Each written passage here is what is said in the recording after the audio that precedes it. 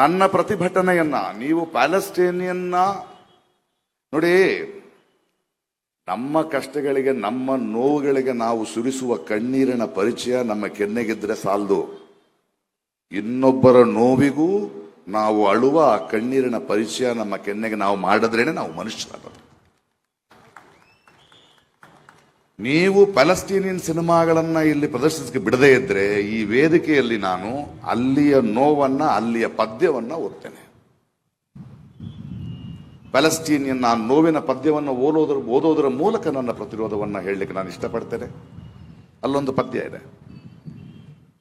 The wars will end and the leaders will shake hand and disperse, but that old lady will still be waiting for her son, and that woman will be waiting for her husband, and the children would be waiting for their heroic father. I don't know who sold my homeland, but I know who paid the price for it.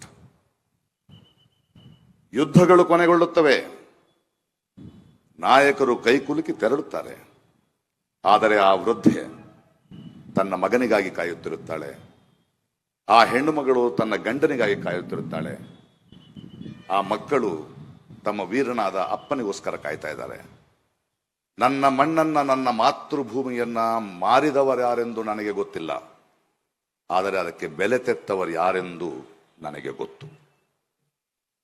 ನೋಡಿ, ಒಂದು ಅದ್ಭುತವಾದ ಹೃದಯವಂತಿಕ ಸರ್ವ ಜನಾಂಗದ ಶಾಂತಿಯ ತೋಟ ಅಂತಿವೆ.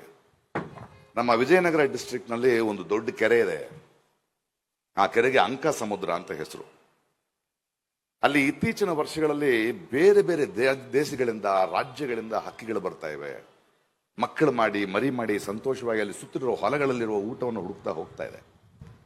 ಪ್ರಾಯಶಃ ಅಲ್ಲಿರುವ ತುಂಬಾ ವೈವಿಧ್ಯಮಯವಾದ ಬೆಳೆಗಳಿರ್ಬೋದು. ಅಲ್ಲಿಯ ರೈತರು ಕಡಲೆ ಬೆಳೀತಾರೆ, ಸೊಪ್ಪಿನ ಕಡಲೆ ಬೆಳೀತಾರೆ, ಭತ್ತ ಬೆಳೀತಾರೆ, ಜೋಳ ಬೆಳೀತಾರೆ, ನವಣೆ ಬೆಳೀತಾರೆ.